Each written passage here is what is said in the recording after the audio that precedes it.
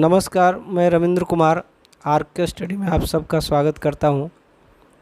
आज के वीडियो में आप देखेंगे भारतीय अर्थव्यवस्था का प्रैक्टिस सेट 1।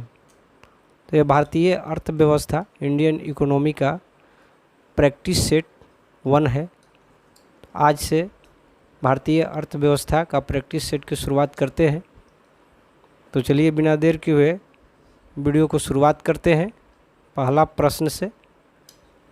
प्रश्न है और इसका बिना विकल्प का इस प्रैक्टिस सेट में डायरेक्ट उत्तर होगा। तो चलिए पहला प्रश्न को देख लेते हैं। मिश्रित अर्थव्यवस्था का क्या अर्थ है? देखिए यहाँ मिश्रित अर्थव्यवस्था का क्या अर्थ है? तो आंसर होगा जहाँ राष्ट्रीय अर्थव्यवस्था में सार्वजनिक क्षेत्र के साथ साथ निजी क्षेत्र भी विद्यमान हो तो उसको मिश्रित अर्थव्यवस्था कहा जाता है। मिश्रित अर्थव्यवस्था में सरकारी और निजी क्षेत्र दोनों साथ साथ मिलकर यदि काम करते हैं तो वैसी अर्थव्यवस्था मिश्रित अर्थव्यवस्था होगी। भारतीय अर्थव्यवस्था मिश्रित अर्थव्यवस्था ही है। चलिए दूसरे प्रश्न पर चलते हैं। दूसरा प्रश्न को देखते हैं। भारत में नियोजित अर्थव्यवस्था किस अर्थव्यवस्था पर आधारित है? भारत में नियोजित अर्थव्यवस्था किस अर्थव्यवस्था पर आधारित है? तो आंसर होगा मिश्रित अर्थव्यवस्था। मिश्रित अर्थव्यवस्था याद रखेंगे। चलिए तीसरा प्रश्न पर चलते हैं। किस अर्थव्यवस्था में न तो निर्यात और न ही आयात होता है? देखिए वैसे एक ऐसी अर्थव्यवस्था जिसमें आयात और निर्यात दोनों नहीं होता है तो ऐसी अर्थव्यवस्था को बंद अर्थव्यवस्था कहते हैं। आंसर होगा बंद अर्थव्यवस्था। और बंद अर्थव्यवस्था में न तो आयात होता है और न ही निर्यात होता है। तो चलिए चौथा प्रश्न पर चलते हैं। चौथा प्रश्न है द वेल्थ ऑफ नेशन पुस्तक के लेखक कौन थे? बहुत ही महत्वपूर्ण प्रश्न है। द वेल्थ ऑफ नेशन पुस्तक के लेखक कौन थे? आंसर होगा Adam Smith. The wealth of nation पुस्तक के लेखक एडम स्मिथ थे और यह पुस्तक 1776 ईस्वी में प्रकाशित हुआ था। तो चलिए पांचवा प्रश्न पर चलते हैं। पांचवा प्रश्न है अर्थशास्त्र को धन का विज्ञान किसने कहा था? अर्थशास्त्र को धन का विज्ञान किसने कहा था? तो आंसर होगा एडम स्मिथ। एडम स्मिथ को याद रखेंगे। एडम स्मिथ ने ही अर्थशास्त्र को धन का विज्ञान कहा था। तो चलिए छठा प्रश्न पर चलते हैं। छठा प्रश्न है राज्य अर्थव्यवस्था का विचार किसने दिया था? राज्य अर्थव्यवस्था, यहाँ राज्य अर्थव्यवस्था का विचार किसने दिया था? तो आंसर होगा कार्ल मार्क्स। कार्ल मार्क्स को याद रखेंगे। राज्य अर्थव्यवस्था का विचार कार्ल मार्क्स ने दिया था। तो चलिए सातवां प्रश्न पर चलते हैं। पूंजीवादी अर्थव्यवस्था का विचारधारा किसने दिया था? यहाँ पूंजीवादी अर्थव्यवस्था का विचारधारा किसने दिया था? यहाँ देखिए अर्थव्यवस्था 3 प्रकार से होता है। पूंजीवादी अर्थव्यवस्था, समाजवादी अर्थव्यवस्था और साम्यवादी अर्थव्यवस्था। तो यहाँ पूंजीवादी अर्थव्यवस्था की बात हो रही है। तो पूंजीवादी अर्थव्यवस्था का विचारधारा किसने दिया? तो आंसर होगा एडम स्मिथ। याद रखेंगे एडम स्मिथ। चलिए 8वां प्रश्न पर चलते हैं। 8वां प्रश्न है ऐसी व्यवस्था जिसमें धन संपत्ति का स्वामित्व और वितरण राज्य के नियंत्रण में हो। ऐसी व्यवस्था जिसमें धन संपत्ति का स्वामित्व और वितरण राज्य के नियंत्रण में हो, इस प्रकार के अर्थव्यवस्था क्या कहलाती है? तो देखिए जिस अर्थव्यवस्था में धन संपत्ति और स्वामित्व का वितरण राज्य सरकार के नियंत्रण में होगा, सो राज्य सरकार उस पर नियंत्रण रखेगा, तो ऐसी अर्थव्यवस्था को समाजवादी अर्थव्यवस्था कहा जाएगा। समाजवादी अर्थव्यवस्था में धन का वितरण जो होता है, धन का लेखा जोखा, धन पर अधिकार जो स्वामित्व होता है वो सरकार की होती है, तो उसे समाजवादी अर्थव्यवस्था कहा जाता है। पूर्व सोवियत रूस में समाजवादी अर्थव्यवस्था की ही व्यवस्था थी। तो सोवियत रूस में पहले ही से समाजवादी अर्थव्यवस्था था। तो चलिए 9वां प्रश्न पर चलते हैं। जहां आयात निर्यात शून्य हो वहां किस प्रकार की अर्थव्यवस्था होती है? देखिए जहाँ आयात निर्यात शून्य हो वहाँ किस प्रकार की अर्थव्यवस्था होती है। देखिए पहले ही बताए हैं कि आयात न तो आयात होता है न तो निर्यात होता है, यानी आयात और निर्यात दोनों शून्य हो तो उसे बंद अर्थव्यवस्था कहते हैं। आंसर होगा बंद अर्थव्यवस्था। और यह अर्थव्यवस्था उत्तर कोरिया में है, उत्तर कोरिया में बंद अर्थव्यवस्था है, तो याद रखेंगे बंद अर्थव्यवस्था। चलिए 10वां प्रश्न पर चलते हैं। अर्थव्यवस्था का पिता, अर्थव्यवस्था का पिता किसे कहा जाता है, या कहेंगे कि अर्थशास्त्र के पिता किसे कहा जाता है, तो आंसर होगा एडम स्मिथ। एडम स्मिथ को अर्थव्यवस्था का पिता कहते हैं। तो चलिए 11वां प्रश्न पर चलते हैं। 11वां प्रश्न है, अर्थव्यवस्था का उद्देश्य मानव समाज की प्रगति के नियम की खोज करता है। अर्थव्यवस्था का उद्देश्य मानव समाज की प्रगति के नियम की खोज करता है, यह कथन किसका है, तो आंसर होगा कार्ल मार्क्स। यह कथन कार्ल मार्क्स का है, तो कार्ल मार्क्स को याद रखेंगे। 12वां प्रश्न पर चलते हैं। अर्थशास्त्र वास्तविक विज्ञान है। अर्थशास्त्र वास्तविक विज्ञान है, यह कथन किसका है, तो आंसर होगा रॉबिन्स। अर्थशास्त्र वास्तविक विज्ञान है, यह कथन रॉबिन्स का है, तो रॉबिन्स को याद रखेंगे। 13वां प्रश्न पर चलते हैं। Nature of significance of economic science. Nature of significance of economic science के लेखक कौन थे, तो आंसर होगा रॉबिन्स।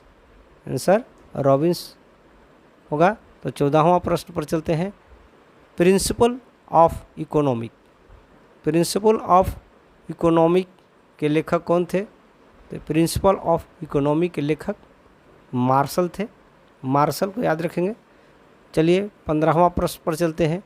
विदेशी मुद्रा के तुलना में जानबूझकर स्वदेशी मुद्रा का मूल्य कम करना क्या कहलाता है। देखिए विदेशी मुद्रा के तुलना में जानबूझकर यदि स्वदेशी मुद्रा का मूल्य को कम कर दिया जाता है तो उसे अवमूल्यन कहा जाता है। आंसर होगा अवमूल्यन। देखिए अवमूल्यन इसलिए किया जाता है विदेशी मुद्रा के तुलना में जानबूझ करके स्वदेशी मुद्रा का अवमूल्यन इसलिए किया जाता है कि आयात निर्यात को बढ़ावा देने के लिए, निर्यात को बढ़ावा देने के लिए ऐसा सरकार द्वारा किया जाता है। यदि किसी मुद्रा का अवमूल्यन अगर किया जाए तो निर्यात को बढ़ावा देने के लिए, उस देश के निर्यात को बढ़ावा देने के लिए किया जाता है। तो अवमूल्यन को याद रखेंगे, अवमूल्यन। चलिए 16वां प्रश्न पर चलते हैं। 16वां प्रश्न को देख लेते हैं। 16वां प्रश्न, अवमूल्यन का मुख्य उद्देश्य क्या होता है। देखिए अवमूल्यन, देखिए यहाँ पर आ गया प्रश्न का आंसर। अवमूल्यन का मुख्य उद्देश्य क्या होता है, तो अवमूल्यन का मुख्य उद्देश्य होता है निर्यात में वृद्धि। अवमूल्यन करने का अर्थ ही किसी देश के द्वारा अवमूल्यन मुद्रा का अवमूल्यन किया ही जाता है निर्यात में बढ़ावा देने के लिए, निर्यात में वृद्धि करने के लिए अवमूल्यन किया जाता है मुद्रा का। तो चलिए 17वां प्रश्न पर चलते हैं। किसी प्रचलित मुद्रा के बदले में नई मुद्रा का प्रचलन करना क्या कहलाता है। किसी प्रचलित मुद्रा के बदले में नई मुद्रा का प्रचलन करना क्या कहा जाता है, तो आंसर होगा विमुद्रीकरण। देखिए प्रचलित मुद्रा के बदले में नई मुद्रा का प्रचलन करना क्या कहलाता है, तो विमुद्रीकरण। हाल ही में विमुद्रीकरण हुआ है, नोटबंदी के बाद नया नोट जारी किया गया था, तो वो विमुद्रीकरण ही है। तो किसी प्रचलित मुद्रा के बदले में नई मुद्रा का प्रचलन करना विमुद्रीकरण कहा जाता है। विमुद्रीकरण को याद रखेंगे। 18वां प्रश्न पर चलते हैं। भारत में विमुद्रीकरण मुख्य रूप से कितनी बार हुई है। देखिए भारत में विमुद्रीकरण मुख्य रूप से कितनी बार हुई है, तो आंसर होगा 2 बार। पहला विमुद्रीकरण 1948 ईस्वी में हुआ था और दूसरा 8 नवंबर 2016 को प्रधानमंत्री नरेंद्र मोदी ने घोषणा किया था विमुद्रीकरण का, नोटबंदी का। तो 8 नवंबर 2016 को याद रखेंगे दूसरा विमुद्रीकरण हुआ था। तो 19वां प्रश्न पर चलेंगे। वैसी मुद्रा जिसमें परिवर्तनीयता पलायन का गुण अधिक होता है क्या कहलाता है। वैसी मुद्रा जिसमें परिवर्तनीयता पलायन का गुण अधिक होता है उसे गर्म मुद्रा कहा जाता है, हॉट मनी के नाम से जाना जाता है, हॉट मनी को याद रखेंगे। तो चलिए 20वां प्रश्न पर चलते हैं। 20वां प्रश्न को देखते हैं। वैसी मुद्रा जिसे प्राप्त करना कठिन हो क्या कहलाता है? उस मुद्रा को क्या कहते हैं जिसे प्राप्त करना कठिन हो? तो वैसी मुद्रा जिसे प्राप्त करना कठिन हो वह क्या कहलाता है? तो आंसर होगा दुर्लभ मुद्रा। दुर्लभ मुद्रा, दुर्लभ मुद्रा यानी हार्ड मनी। हार्ड मनी को याद रखेंगे, हार्ड मनी। तो चलिए 21वां प्रश्न पर चलते हैं। किसी देश द्वारा अपने यहाँ उत्पादित वस्तुओं का मूल्य बहुत कम कर दूसरे देश को निर्यात करना क्या कहलाता है? किसी देश द्वारा अपने यहाँ उत्पादित वस्तुओं का मूल्य बहुत कम कर दूसरे देश को निर्यात करना क्या कहलाता है? तो आंसर होगा डंपिंग। डंपिंग कहते हैं उसे डंपिंग कहा जाता है, डंपिंग। चलिए 22वां प्रश्न पर चलते हैं। मुद्रा वह धुरी है जिसके चारों ओर आर्थिक विज्ञान चक्राकार घूमता है। मुद्रा वह धुरी है जिसके चारों ओर आर्थिक विज्ञान चक्राकार घूमता है। यह कथन किसका है? तो आंसर होगा मार्शल का। यह मार्शल का कथन है। चलिए 23वां प्रश्न पर चलते हैं। RBI reserve bank of India का गठन कब हुआ था? तो रिजर्व बैंक ऑफ इंडिया का गठन 1 अप्रैल 1935 में हुआ था। 1 अप्रैल 1935 को आरबीआई का गठन किया गया था। तो चलिए 24वां प्रश्न पर चलते हैं। किस आयोग के सिफारिश पर आरबीआई का गठन किया हुआ था? किस आयोग के सिफारिश पर आरबीआई का गठन हुआ था? तो आंसर होगा हिल्टन आयोग। हिल्टन आयोग के सिफारिश पर भारत में RBI reserve bank of India का गठन किया गया था 1 अप्रैल 1935 को। चलिए 24वां प्रश्न पर चलते हैं। कृषि किस अर्थव्यवस्था के क्षेत्र के अंतर्गत आता है? देखिए कृषि किस अर्थव्यवस्था के क्षेत्र के अंतर्गत आता है? तो कृषि प्राथमिक क्षेत्र में आता है। कृषि प्राथमिक क्षेत्र के अंतर्गत आता है। तो याद रखेंगे कृषि किस अर्थव्यवस्था क्षेत्र के अंतर्गत आता है? तो आंसर होगा प्राथमिक क्षेत्र। चलिए 26वां प्रश्न पर चलते हैं। वानिकी, मत्स्य पालन, खनन इत्यादि किस क्षेत्र के अंतर्गत आता है? तो आंसर होगा ये भी प्राथमिक क्षेत्र के अंतर्गत आते हैं। प्राथमिक क्षेत्र के अंतर्गत वैसे अर्थव्यवस्था आते हैं जो जिसमें कृषि, वानिकी, मत्स्य पालन, खनन इत्यादि होते हैं जो, तो इसको याद रखेंगे। और 27वां प्रश्न पर चलते हैं। विनिर्माण और निर्माण किस क्षेत्र के अंतर्गत आते हैं? विनिर्माण उद्योग और निर्माण किस क्षेत्र के अंतर्गत आता है?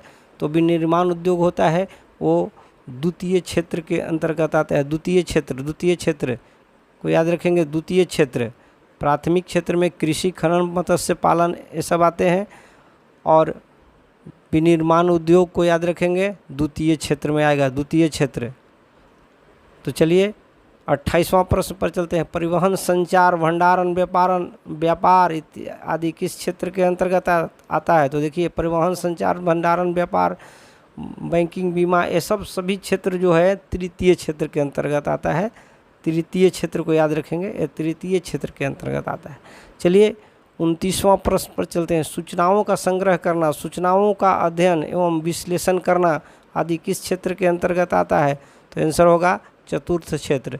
चतुर्थ क्षेत्र के अंतर्गत सूचनाओं का संग्रह करना, सूचनाओं का अध्ययन एवं विश्लेषण करना इत्यादि क्षेत्र आते हैं।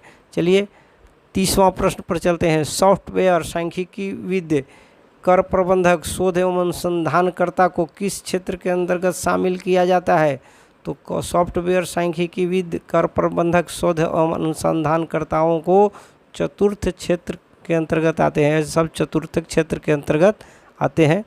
तो चलिए अगला प्रश्न 31वां प्रश्न को देखते हैं। देखिए गोल्ड कॉलर प्रोफेशनल्स किस क्षेत्र के अंतर्गत आते हैं? तो देखिए गोल्ड कॉलर प्रोफेशन, देखिए बहुत प्रकार के जॉब होते हैं जिसमें गोल्ड कॉलर जॉब होता है जो सबसे महत्वपूर्ण और सबसे ऊपर होता है, सबसे प्रतिष्ठित होता है, जो पंचम क्षेत्र में आता है। देखिए जितने प्रकार के जो कॉलर जॉब है, gold collar job, green collar job, black collar job, ये सबको याद रखेंगे। White collar job, open collar job, ये सबको याद रखेंगे कि किस किस क्षेत्र में आते हैं और ये क्या है कॉलर जॉब। तो इसको पूर्ण रूप से याद कर लेंगे तो यहाँ गोल्ड कॉलर जॉब जो होते हैं वो पंचम क्षेत्र के अंतर्गत आते हैं। गोल्ड कॉलर जॉब के अंतर्गत डॉक्टर, वकील, ये सब इसके अंतर्गत आते हैं। तो ये पंचम क्षेत्र के अंतर्गत ये सब आते हैं। तो चलिए, किसी देश की घरेलू सीमा में एक वित्तीय वर्ष में उत्पादित अंतिम वस्तुओं के मौद्रिक मूल्य क्या कहलाता है? किसी देश की घरेलू सीमा में एक वित्तीय वर्ष में उत्पादित अंतिम वस्तुओं के मौद्रिक मूल्य क्या कहलाता है? तो आंसर होगा जीडीपी कहते हैं इसे। जीडीपी मतलब सकल घरेलू उत्पाद, ग्रॉस डोमेस्टिक प्रोडक्ट, जिसको अंग्रेजी में हम कहेंगे ग्रॉस डोमेस्टिक प्रोडक्ट, जिसको हिंदी में सकल घरेलू उत्पाद कहा जाएगा और शॉर्ट में जीडीपी उसे कह सकते हैं। तो जीडीपी का मतलब है कि किसी देश के सीमा के अंतर्गत एक वित्तीय वर्ष में जितने भी तरह के क्षेत्रों से अंतिम उत्पाद प्राप्त होते हैं, अंतिम उत्पादों पर जो मौद्रिक मूल्य प्राप्त होता है उसको जीडीपी में रखा जाता है। तो जीडीपी में वैसे क्षेत्रों को चाहे वह देशी हो या विदेशी हो, अपने सीमा के अंदर अगर वो रोजी रोजगार करता है तो उसको हम जीडीपी में शामिल करेंगे, यानी सकल घरेलू उत्पाद में शामिल कर लेंगे, जिसे ग्रॉस डोमेस्टिक प्रोडक्ट कहा जाता है, जीडीपी कहा जाता है। तो चलिए 33वां प्रश्न पर चलते हैं। किसी देश के द्वारा एक वित्तीय वर्ष में उत्पादित अंतिम वस्तुओं एवं सेवाओं का मूल्य क्या कहलाता है? तो यहाँ देखिए, किसी देश द्वारा एक वित्तीय वर्ष में उत्पादित अंतिम वस्तुओं एवं सेवाओं का जो मूल्य होता है उसे सकल राष्ट्रीय उत्पाद कहा जाता है। सकल राष्ट्रीय उत्पाद, ग्रॉस नेशनल प्रोडक्ट कहते हैं, जीएनपी जिसे कहा जा सकता है। जीएनपी याद रखेंगे, जीएनपी ग्रॉस नेशनल प्रोडक्ट, सकल राष्ट्रीय उत्पाद। इस तरह के उत्पाद में एक वित्तीय वर्ष में अपने देश में और देश से बाहर जो हमारे देश के जो भी व्यक्ति बाहर काम कर रहे हैं उनका जो इनकम है उसको भी इसके साथ जोड़ लेते हैं, और अपने देश में अगर विदेशी कंपनियों का इनकम है उसको नहीं जोड़ते हैं इसमें। तो ये हो जाएगा हमारा सकल राष्ट्रीय उत्पाद, जीएनपी जिसको कहते हैं। तो किसी देश द्वारा एक वित्तीय वर्ष में उत्पादित अंतिम वस्तुओं एवं सेवाओं का मूल्य को सकल राष्ट्रीय उत्पाद कहते हैं, ग्रॉस नेशनल प्रोडक्ट कहते हैं, जीएनपी कहेंगे। तो चलिए 34वां प्रश्न पर चलते हैं। स्वतंत्रता के समय भारत में जीडीपी में किस सेक्टर का सबसे ज़्यादा योगदान था? तो चूँकि स्पष्ट है कि भारत की आज़ादी के बाद जो भी जिस क्षेत्र से इनकम ज़्यादा होंगे वही उसका जीडीपी में ज़्यादा उसका योगदान होगा। तो आज़ादी के बाद कृषि के क्षेत्र में मत्स्य पालन, खनन, ये सब के क्षेत्र में भारत की प्राथमिकता जिससे ज़्यादा आय हो रहा था तो उसमें जीडीपी ज़्यादा होगा, यानी प्राथमिक क्षेत्र कहेंगे। स्वतंत्रता के समय भारत के जीडीपी में किस सेक्टर से सबसे ज़्यादा योगदान था? तो उस समय प्राथमिक क्षेत्र से सबसे ज़्यादा योगदान था, जीडीपी में सबसे ज़्यादा अंशदान था तो प्राथमिक क्षेत्र का। और प्राथमिक क्षेत्र में कृषि, खनन, पशुपालन, मत्स्य पालन, ये सब चीज़ बुनियादी क्षेत्र आते हैं। तो चलिए 35वां प्रश्न पर चलते हैं। राष्ट्रीय आय की गणना किसके द्वारा की जाती है? राष्ट्रीय आय की गणना, देखिए भारत के राष्ट्रीय आय की गणना हम लोग करते हैं सीएसओ के द्वारा करते हैं। आंसर होगा सीएसओ को याद रखेंगे कि राष्ट्रीय आय की गणना सीएसओ के द्वारा करते हैं। सीएसओ का फुल फॉर्म होगा सेंट्रल स्टैटिस्टिक्स ऑर्गेनाइजेशन के द्वारा भारतीय राष्ट्रीय आय का गणना किया जाता है। 36वां प्रश्न पर चलते हैं। 36वां प्रश्न देखिए, सीएसओ सेंट्रल स्टैटिस्टिक्स ऑर्गेनाइजेशन का गठन कब हुआ था? तो आंसर होगा 2 मई 1951 को सीएसओ का गठन किया गया था। चलिए 37वां प्रश्न पर चलते हैं। सीएसओ सेंट्रल स्टैटिस्टिक्स ऑर्गेनाइजेशन का मुख्यालय कहाँ है? तो आंसर होगा नई दिल्ली। चलिए 38वां प्रश्न पर चलते हैं। जीडीपी, जीएनपी, एनएनपी का पूरा नाम क्या है? देखिए यहाँ जीडीपी, एनएनपी, जीएनपी, एनएनपी का पूरा नाम क्या है? या परीक्षाओं में अक्सर प्रतियोगिता परीक्षाओं में जीडीपी, जीएनपी, एनएनपी के बारे में पूछा जाता है। तो याद रखेंगे जीडीपी को ग्रॉस डोमेस्टिक प्रोडक्ट कहते हैं, जिसको जीडीपी के नाम से जाना जाता है।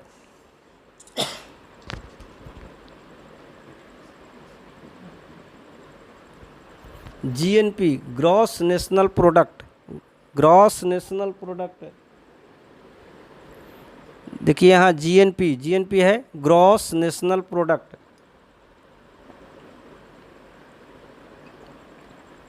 तो ग्रॉस नेशनल प्रोडक्ट को जीएनपी के नाम से जाना जाता है। जीएनपी सकल राष्ट्रीय उत्पाद, सकल राष्ट्रीय उत्पाद, और जीडीपी को सकल घरेलू उत्पाद कहा जाता है, ग्रॉस डोमेस्टिक प्रोडक्ट कहा जाता है। और यहाँ देखिए एनएनपी है net national product. Net national product मतलब कि शुद्ध राष्ट्रीय उत्पाद, शुद्ध राष्ट्रीय उत्पाद। देखिए यहाँ जीडीपी से जीएनपी को प्राप्त कर लिया जाता है, और जो भी जीएनपी में जो नुकसान होते हैं, घाटा होता है, उसको अगर घटा दिया जाए तो एनएनपी प्राप्त हो जाता है।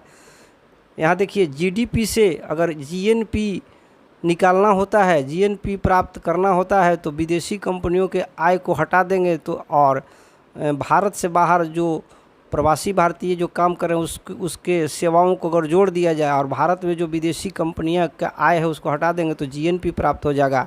और जीएनपी से जो भी डैमेज है, उस नुकसान है, जीएनपी के द्वारा जो आकलन किए उससे नुकसान को अगर हटा दिया जाए तो हमारा एनएनपी प्राप्त हो जाता है, नेट नेशनल प्रोडक्ट प्राप्त हो जाता है। तो ये तीनों को याद रखेंगे, तीनों ही परीक्षा के लिए बहुत महत्वपूर्ण है, जीडीपी, जीएनपी और एनएनपी। चलिए 39वां प्रश्न पर चलते हैं। पीसीआई का पूर्ण रूप क्या है? पीसीआई का पूर्ण रूप क्या है? देखिए पीसीआई का फुल फॉर्म याद रखेंगे।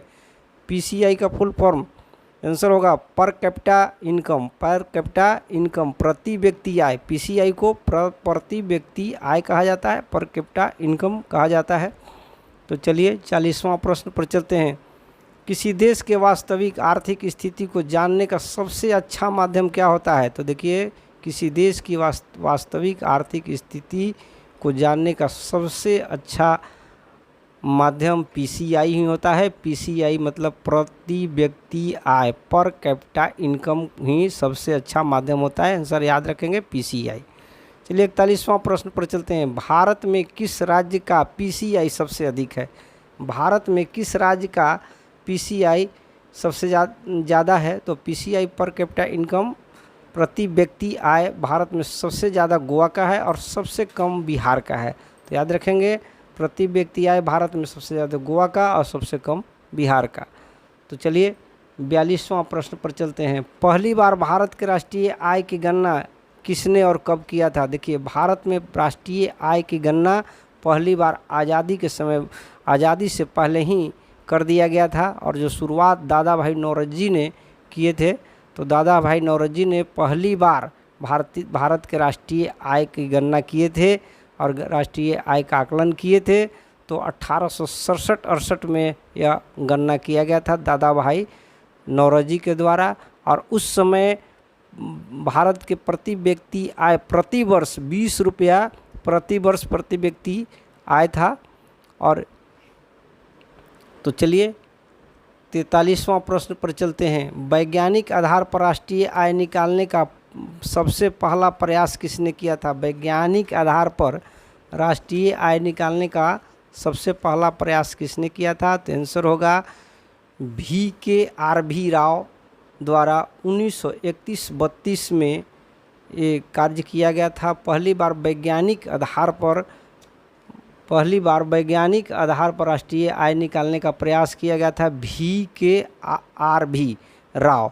याद रखेंगे VKRV राव। VKRV राव कहने का मतलब है कि इनका फुल फॉर्म अगर देखा जाए तो इनका शॉर्ट नेम है। तो VKRV राव कहने का अर्थ होगा कि विजेंद्र कस्तूरी रंगा वरदराजा राव, इतना बड़ा नाम है। तो याद रखेंगे 1931-32 में इन्होंने ही वैज्ञानिक आधार पर राष्ट्रीय आय निकालने का प्रयास किया था, उस समय 62 रुपया रखा गया था। 62 रुपया प्रति व्यक्ति आय प्रति वर्ष रखा गया था।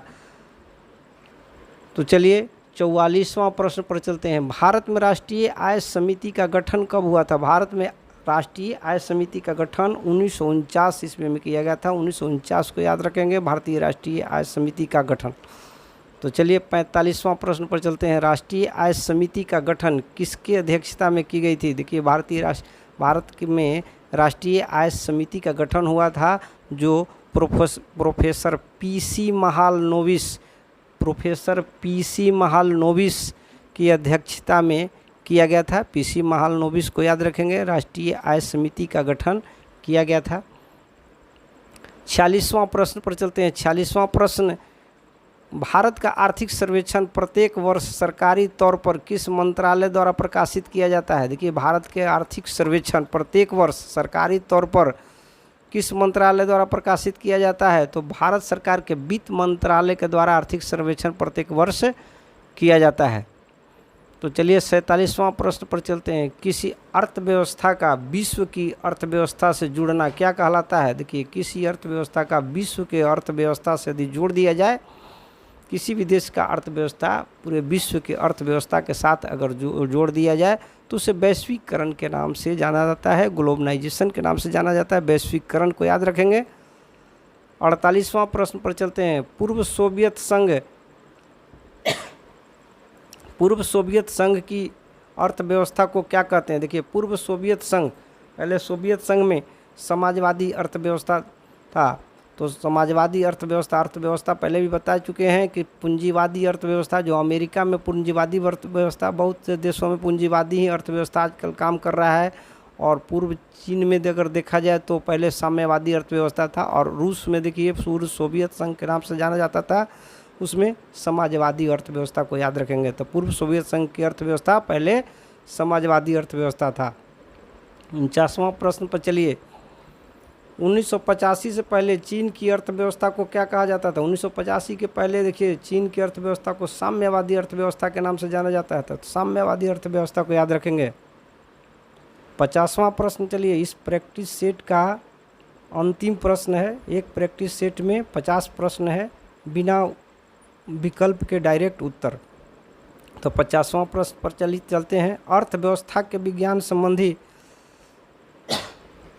परिभाषा के लिए किन्हें जाना जाता है? तो अर्थव्यवस्था के विज्ञान संबंधी परिभाषा के लिए रॉबिन्स को जाना जाता है। तो ये था हमारा